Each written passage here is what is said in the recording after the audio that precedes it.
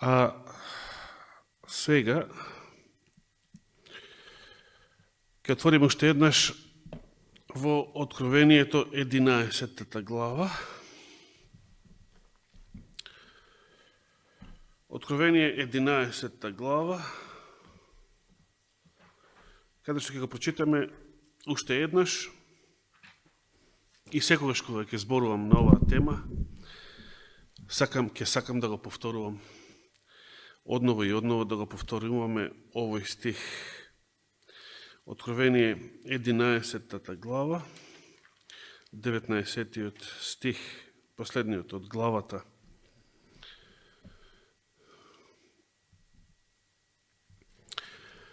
Тогаш на небото се отвори храмот на Бога и се јави ковчегот на заветот во неговиот храм. И имаше светкавици и гласови, громови и земјотрес и голем град. Ја проучуваме темата, продолжувајќи од минатата сабота, за заветниот ковчег и прашањето кое што е многу актуелно во ова последно време, во времето кога постои ова апокалиптична и месијанска грозница на Блискиот Исток, а исто така и во Соединетите Американски држави. Ги поврзавме овие две теми во изминативе седмици. Ликот на ѕверот почна да се формира, дури годинава почна да се формира, да поприма видливи карактеристики во Соединетите Американски држави, а истовремено сето тоа покажавме и зашто има врска со настаните на Блискиот Исток, кои што течат наназад многу години, но особено во оваа апокалиптична деценија земаат многу по-конкретен облик. Во врска со тоа имам некои посебни занимливости кои што ќе оставам да ги споделам ако даде Господ следната сабота. Бидејќи сега сакаме да се фокусираме на нашето проучување. Значи, темата, да ги запознам сите оние кои што не беа со нас минатата сабота или не ги следеа тие две беседи. Дали ќе се открие ковчегот на заветот во последното време?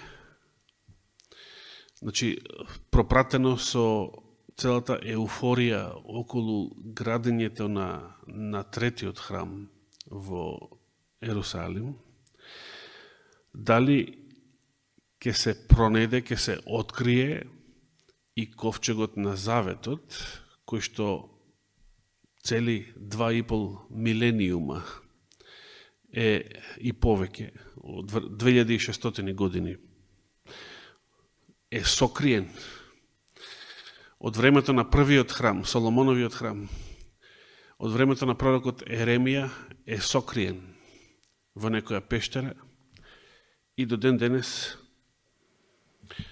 не е откриен, наспроти многу шпекулативни тврдења, кои што на оваа тема постоеле и се уште постојат. Ковчегот на заветот до ден денес се уште не е откриен. За подсетување, првото нешто што го кажуваме како одговор на прашањето, првото нешто што треба да ни биде во глава како одговор на прашањето дали ќе биде откриен во јавноста ковчегот на заветот, сокриениот ковчег на заветот,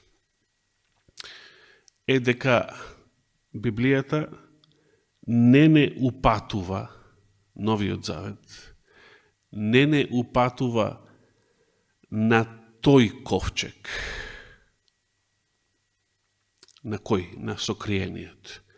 Новиот завет каде го насочува нашето внимание и каде секој христијанин треба да гледа кога е во прашање и ковчегот и целото светилиште, односно храмот, нагоре кон небото. Бидејќи светилиштето, како што прочитавме во посланието до Евреите 9 глава, светилиштето на Новиот Завет е каде? Горе на небото, значи небесниот храм. Според тоа, ковчегот на Заветот, што го читаме овде во Откровението, кој што ќе се појави, ќе се појави ковчегот, ќе се јави ковчегот на Заветот во неговиот храм, ама каде е ова? Во небесниот храм. Поставивме прашање, дали истиот ковчег што бил сокриен на земјата е однесен на небо во небесниот храм?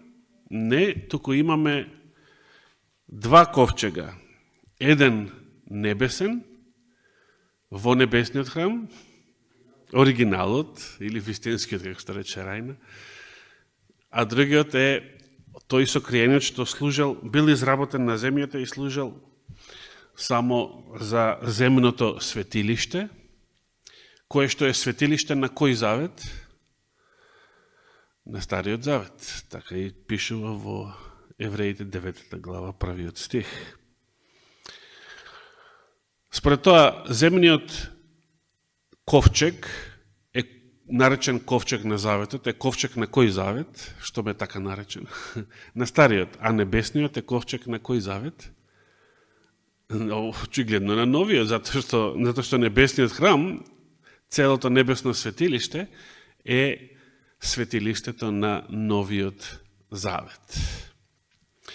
Ова треба да го имаме на ум, затоа што мнозина денес ова го немаат на ум. Значи, и отпаднатиот протестантизам, кој што целото свое внимание го фокусира во земниот Ерусалим, на овие теми, и земниот ковчег, и земниот храм, третиот, кој што евреите планираат да го градат. Целиот фокус е таму, а не каде што апостолот не повикува и во посланието до Колосјаните, што го проучувавме тромесечиево, каде да гледаме нагоре, да мислиме на небесните нешта, не на она што е земно. Зашто земното е што? Поминливо. А небесното или на друго место невидливото, видливите нешта, оние што ги гледаме тука на земјата, се минливи. Земните нешта се минливи.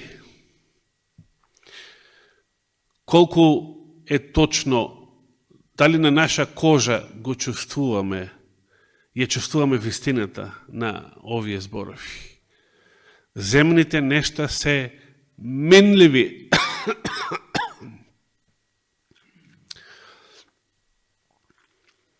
Ја само во изминативе 10 години, кога станав сведок на тоа колку многу луѓе што ги познавав уште од детство, заминаа во гроб, и мнозина наши браќа и сестри тука. И ја осетив на своја кожа, уште тогаш, пред 10 години, почев да го чувствувам, да го чувствувам минливоста на овој свет. Кога човек млад, не размислува многу за тоа. Но, ќе дојде време кога сите тоа ќе го почне да го чувствуваат. Минливоста на овој свет. Постојат драги лица кои што повеќе не се со нас. А да не зборуваме за мртви предмети, или за некои минати доживувања, радости, веселби. Сето тоа е минливо. Дури суета што напишал царот Соломон, кој што го изградил првиот храм, и првиот храм со се ковчегот, со се херовимите, извајаните херовими, со се плочите на заветот, 10 заповеди на камените плочи од сафир, со се Божјата слава Шекина, која што живеела по 380 години постоење. Првиот храм од времето на Соломон до времето на царот Навуходоносор, чија што војска го руши и го уништува првиот храм. И тој станал минато. Дошле нови генерации израелци после Вавилонското робство. Го изградија вториот храм. Со тек на време се доградувал, се разубавувал, особено најголем дострел.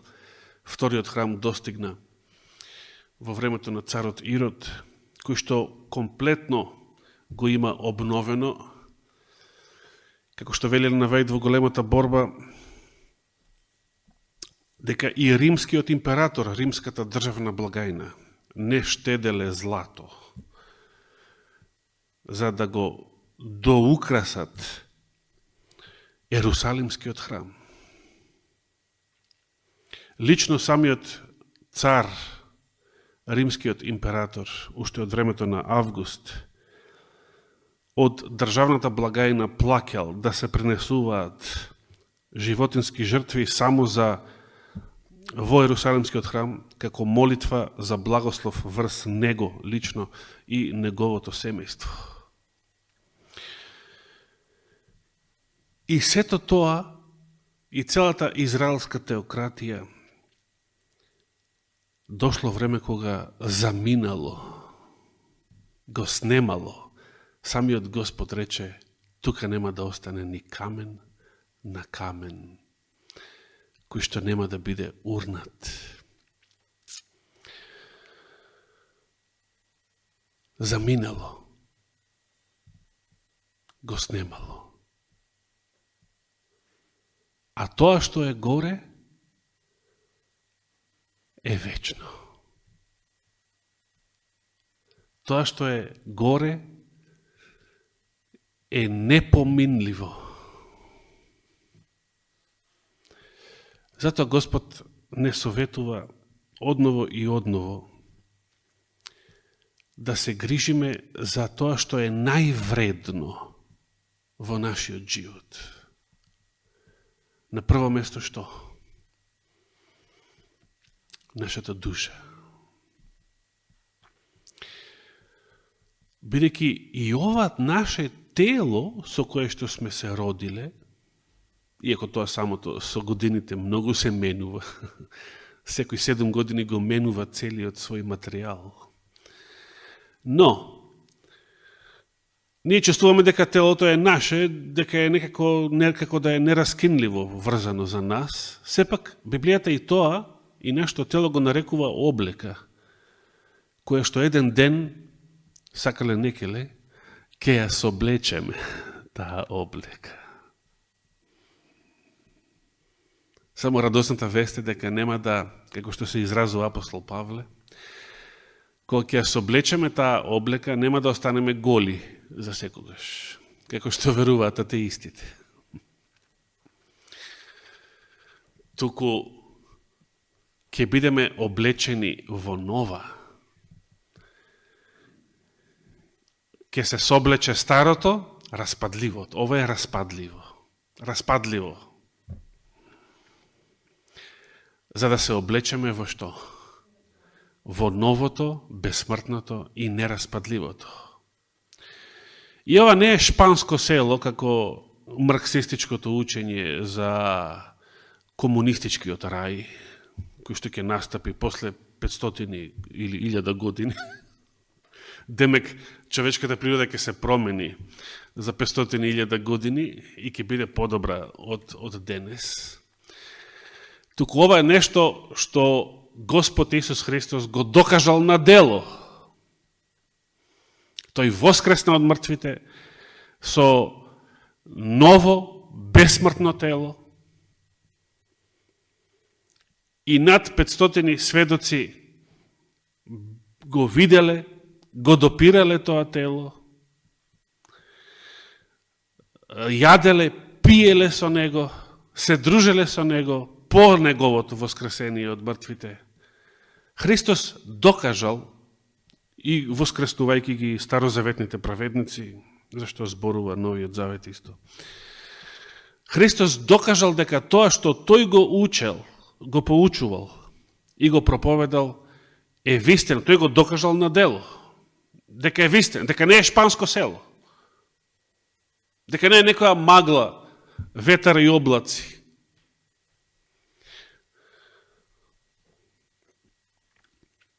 И толку режими постоеле во овој свет, кои што се прогласувале самите себе си за 1000 годишни, како например Хитлеровиот рајх или споменатиот комунизам, социализам, диктатура на пролетаријатот.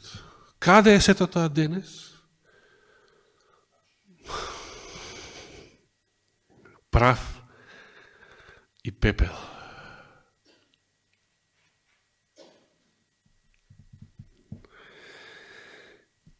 Сега, значи, откако ја повторивме и секогаш да ја имаме предвид ова новозаветна вистина, дека Господ со сигурно рекол уште во Библијата, Откровението, ќе видиме подоцна и во списите на Духот на пророштвото, дека во последното време на вистина тој ќе го објави својот закон, 10 заповеди, пред очите на целиот свет, но, како што тука читаме, од небесниот храм, од озгора. Нашиот фокус е небесниот храм, христијанскиот фокус е небесниот храм, небесното светилиште, небесниот ковчег. Не земниот. Третиот храм, ако се изгради, ако и се изгради на земјата, ќе биде што? Тоа што Господ го прогласил вториот храм, кога последен пат во понеделникот навечер, последен пат го преминал неговиот праг и никогаш повеќе не стапнал во него. Со страшните зборови: еве ви се остава овој дом пуст.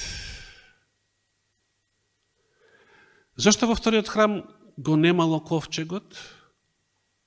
Зошто Господ, еве, се изградил втор храм уште во времето на Зоровавел, на Ездра, Немија?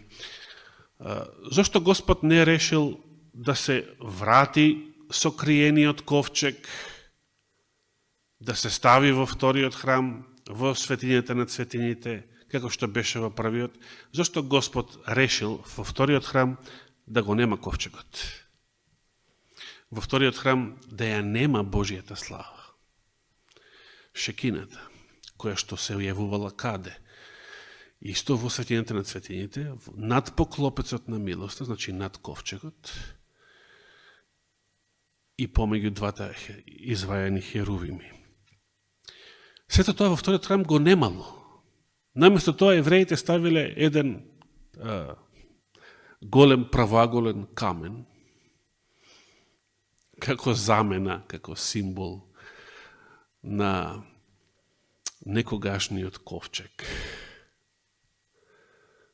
И таму врз тој камен, врз тој паралелопипед, првосвещеникот ја прскал крвта на јарците и на јунците секој ден на помирување, секоја година на Јом Кипур. Зошто Господ решил ковчегот да го нема и сето тоа што се подразбира со него во вториот храм?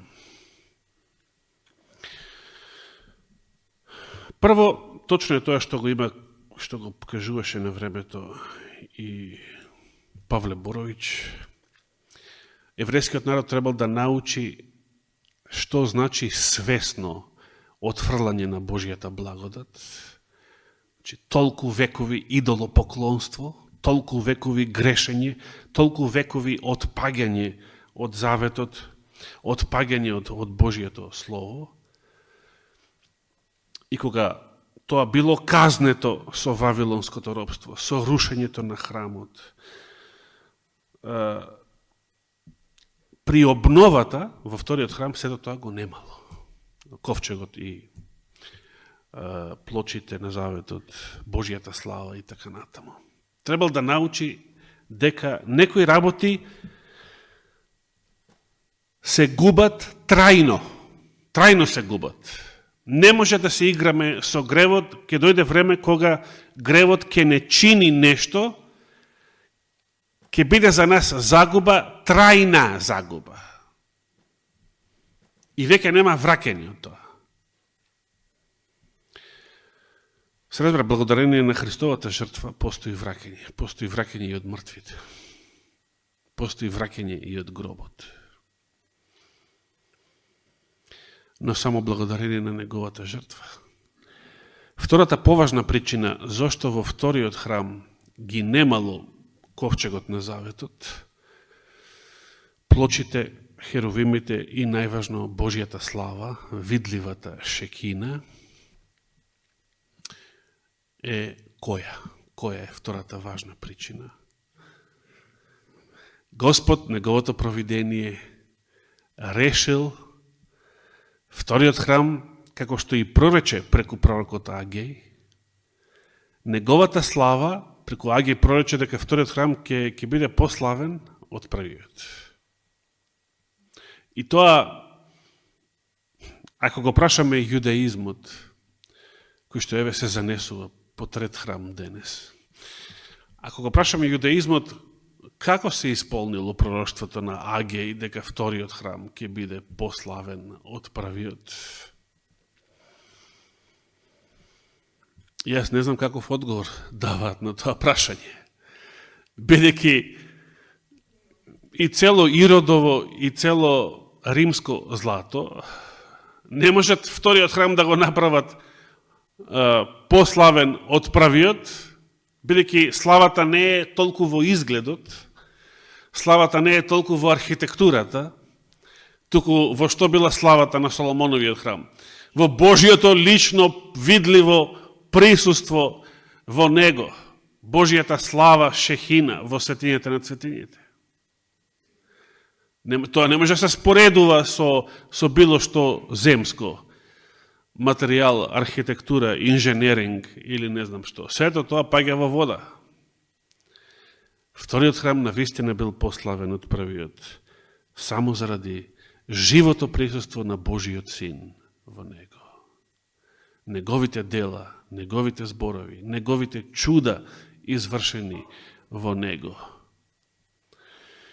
И за жал и неговите страшни зборови со кои што ја најавил и неговата пропаст, која што се случила неколку децении подоцна.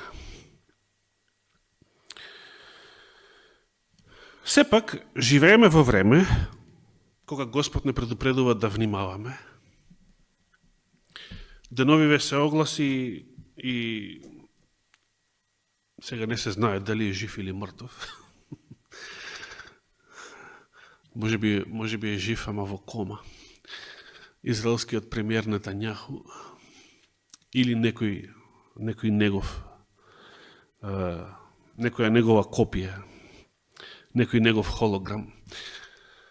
Како и да е, нека биде и тој лично, не ни е нас битно тоа, дали е убиен или не. Се јави деновиве да каже дека, одново да каже, и однова да ги охрабри своите сограѓани и сонародници дека доаѓа Месија. Отворено. Доаѓа Месија. Тие навистина мислат, тие навистина се убедени, а и многу американци по нивен памет, дека со оваа војна сега, и видовме официјален Пентагон е убеден, со оваа војна сега, оваа војна е само предворје пред што? Доаѓањето на Месија и изградбата на третиот храм. А за според протестантите доаѓањето на Армагедон и второто Христово доаѓање.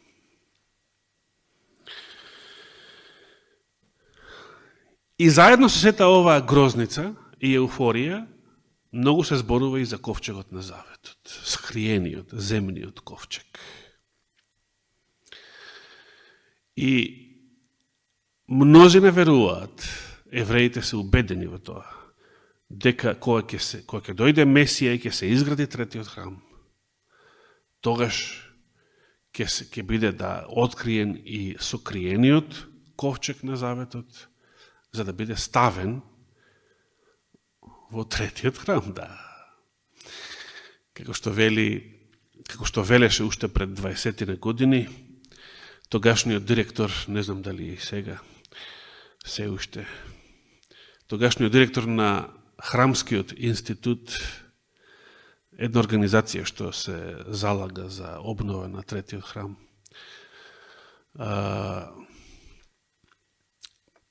и целото старозаветно богослужение во него, дека новиот храм, третиот храм, односно, се извинувам, ковчегот на заветот кој ќе биде пронајден, тој нема да биде ставен во некој археолошки музеј. Тој нема да биде однесен во некоја научна лабораторија.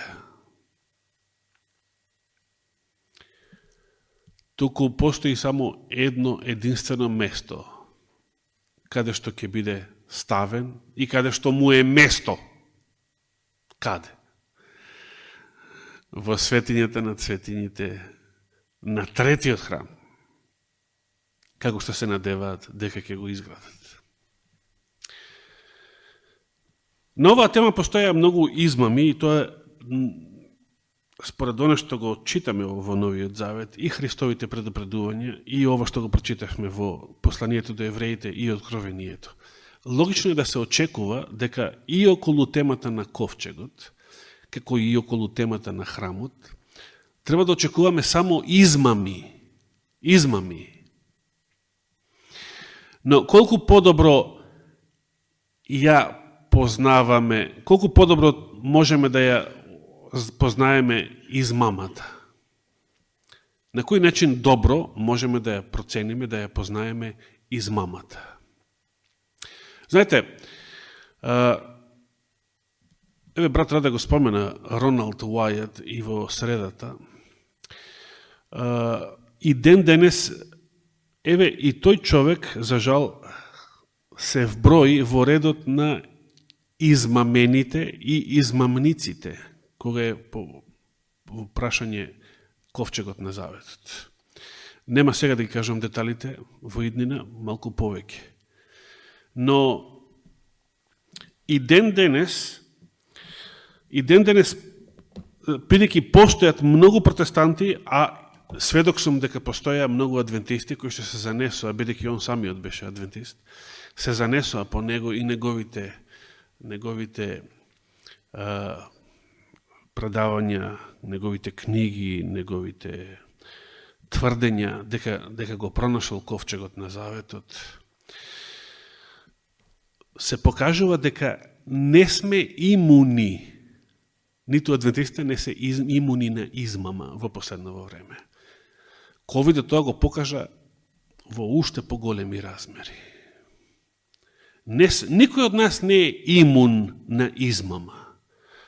Ако мислиме дека, како Петар на времето, Свети Петар, дека другите може да паднат, ама јас никако, ако се уште така размислуваме, ако некој од нас така размислува, како што би рекол апостол Павле,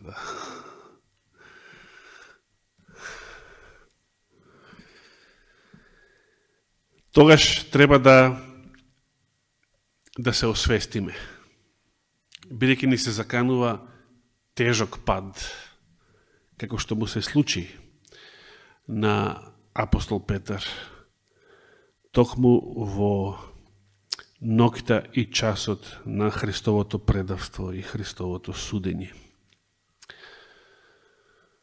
И тој тоа никогаш не го заборавил. И остана запишена во Библијата и за наш спомен и поука. Никогаш, целиот свет никогаш не го заборавил Петровото одрекување од Исуса Христа. И што мислите, како се чувствувал апостол Петар се до крајот на животот, кога год ке помислел на тоа? Дали е тоа нешто што може да се заборави? Јас некогаш пред 30 и кусур години украдов тоа и тоа или направив тоа и тоа. Мнозина од нас се сеќаваме на многу наши гревови, но тоа не е исто со ова што на Петра му се случило, да се откаже од Христа. Тогаш кога на Христа му беше најпотребен и он, и било кој, секој друг, кога му беше најтешко и кога му беше потребна било каква солидарност, било каква човечка поддршка.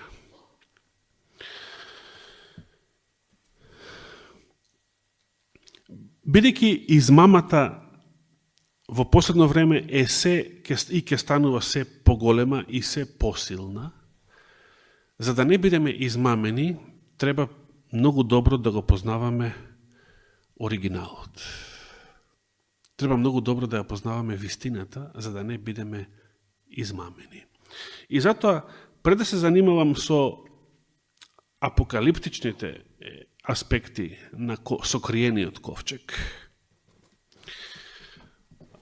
треба да се запознаеме со оригиналот, што самата Библија ни кажува. Треба да се запознаеме со самиот ковчег. Каков бил ковчегот на Заветот? И почнахме да читаме, ние почнахме да читаме минатата сабота во Излез 25 глава. Ве повикувам да отворим уште еднаш таму. Излез 25 глава. Прво прашање. Од каков материјал е изработен ковчегот, бил изработен ковчегот на Заветот? Така, опковано со злато, багремово дрво, вели Константинов, опковано со злато, на еврејски оригинал е наречено тоа дрво шитим, во некои англиски преводи се преведува како акација. Дали имате некој трет, четврт превод, кој што поинаку го нарекува дрвото? Излез или втора книга Мојсеева, 25 глава, и во ревидираниот превод останува непреведен еврејскиот израз шитим, но прочитавме во Константинов багремово дрво. Должината на ковчегот е 2,5 лакта. Што е тоа? Мерка за должина, да. Во древноста се користела оваа мерка за должина лакт. И затоа Библијата многу често ни зборува. Должина 2,5 лакта, висина во ширина 1,5 и висина 1,5. Значи правоаголно. Должина 2,5, а и ширина исто колку и висина 1,5 лакт. Колку изнесува тоа?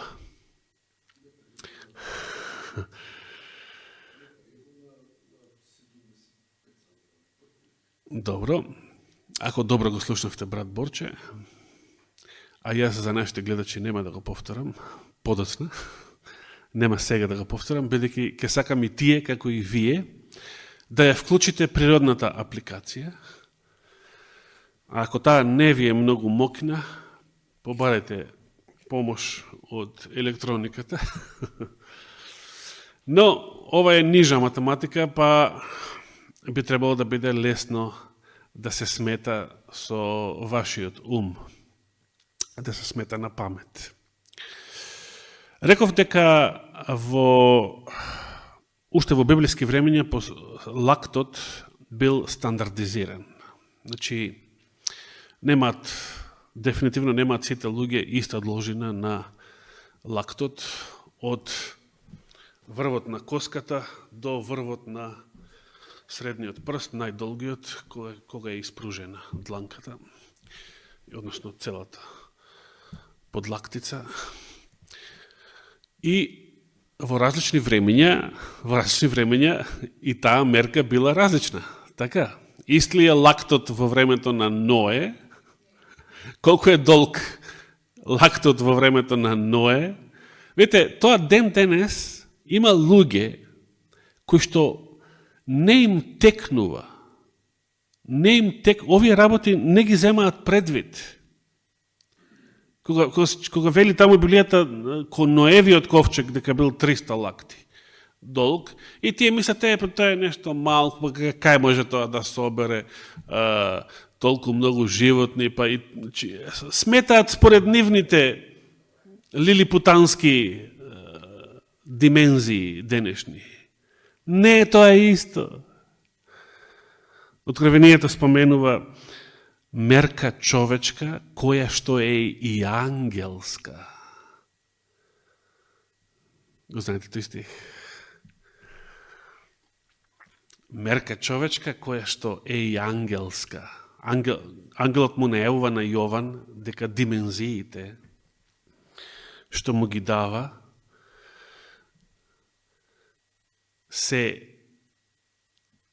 не се истите што важеа во неговиот материјален свет. Туку во иднина тоа се поинакви димензии. Тоа е според ангелската мерка. Колкави се ангелите.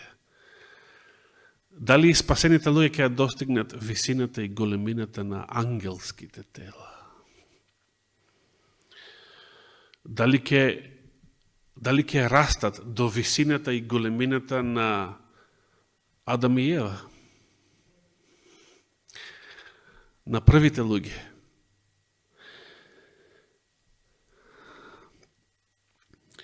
Археолошки откриени се во самиот Египет, откриени се две трски, односно како го викаме, метра. Нема друг збор на македонски. Да. Кои што ја имале стандардната должина од еден лакт и се користеле. Значи, како што ние имаме денес метра, можеш да си купиш метро, за да си мериш по дома или било каде. Тие се продавале трски стандардизирани на еден лакт и се користеле во градежништво, за по дома, за прикупо-продажба. Но постоеле два стандарда за еден лакт. Првиот бил египетскиот царски лакт, кој што бил малку подолг. Според да не должам многу, некаде преведено по наше на 52,5 сантиметри. Но пронајдена е и друга, малку покуса трска, која што се користела во самиот Египет, веројатно од самиот народ, обичниот народ, не од високата класа и не од самиот фараон и неговите најблиски, за нив важел царскиот лакт. Овој другиот, кој што и евреите многу го користеле, бил покус и по наши денешни мерки изнесувал или 44,5 или се заокружува често на 45 сантиметри. Тука е многу битен тунелот за вода што бил изграден во Ерусалим во времето на јудејскиот цар Езекија, за кој што Библијата ни вели дека во Силоамскиот надпис дека бил долг 1200 лакти. Но кога бил откриен, археолошки и била измерена неговата должина, било најдено дека лактот што бил користен бил тука некаде околу 44 или 45 сантиметри. Значи го користеле кусиот лакт. Евреите го користеле кусиот лакт, но не го користеле секогаш. Различни генерации не важат истите мерки во различни генерации. Како и ден денес. Ден денес американците што користат? Се уште. На која висина лета авионот? Користат стапки. Се уште користат стапки. Стапки, инчи, мили, што друго? Фунти за тежина. Например, во Англија, од каде што потекнуваат овие мерки од каде ги зелеме? Од Англија ги зеле американците овие мерки. Но во денешна Англија не важат тие мерки. Денешна Англија е одамна премината на метричниот систем, на ЕСИ системот, како што го учевме. Да. Меѓутоа, кога денески ви се каже дека авионот се наоѓа на 9000 стапки, што значи тоа? За повеќето луѓе шпанско село, освен ако си американец, така.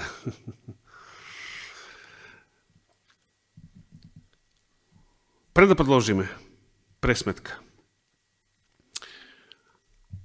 Значи, долгиот лакт бил по наше 52,5, нека бидат, ако сакате заокружите, и 53 сантиметри. А кусиот бил 44,5 или, ако сакате за полесно сметање, 45 сантиметри. Да се пресмета. Должината на ковчегот на заветот 2,5 лакта и ширината и висината од 1,5 лакт.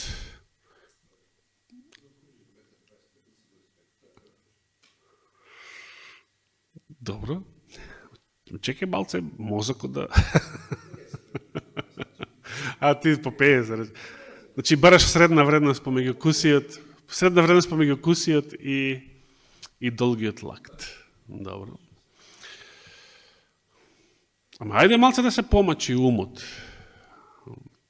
Значи вака, еден лакт, ако е 45 сантиметри, 2,5 лакта се колку?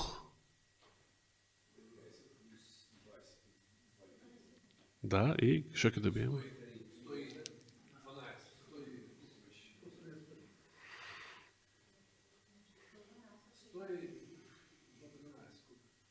Да, сантиметри. Должината. Висината и ширината?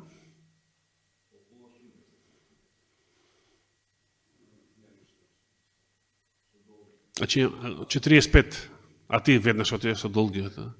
Ти со долгиот отиде.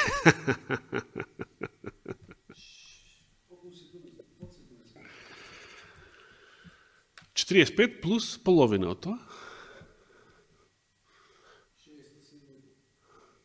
Така отприлика. Или заокружено на 68. Да. Значи, ако некој каже утре на телевизија дека открине ковчегот на заветот и кажат димензии, ќе може да оцените колку е точна таа изјава. Ако кажат димензии, и ако кажат материјалот кој што е направен. Добро, позлатен е, значи одоздола материјалот, дрвото не се гледа. Но, а со долгиот лакт колку би било?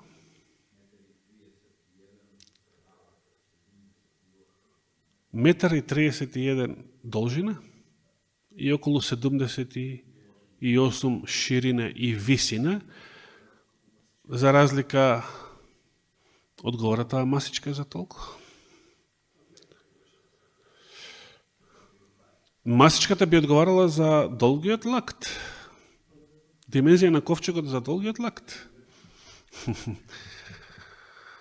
Постои верување дека дека, значи, околу метар, рековме и 30 нека бидат сантиметри должина,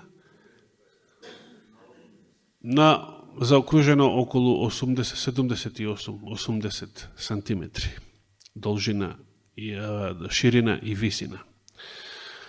Постои верување, така се согласува и адвентистичкиот речник, библиски речник, дека веднаш по излегувањето од Египет, веројатно израелците го користеле долгиот лакт, значи египетскиот царски лакт, а подоцна, како што покажува Силоамскиот надпис и тунелот на царот Езекија, значи во времето на пророкот Исаија, подоцна преминале на кусиот лакт, кој што многу почесто бил користен и во Новиот Завет, кога се споменуваат лакти, се мисли повеќе на кусиот лакт.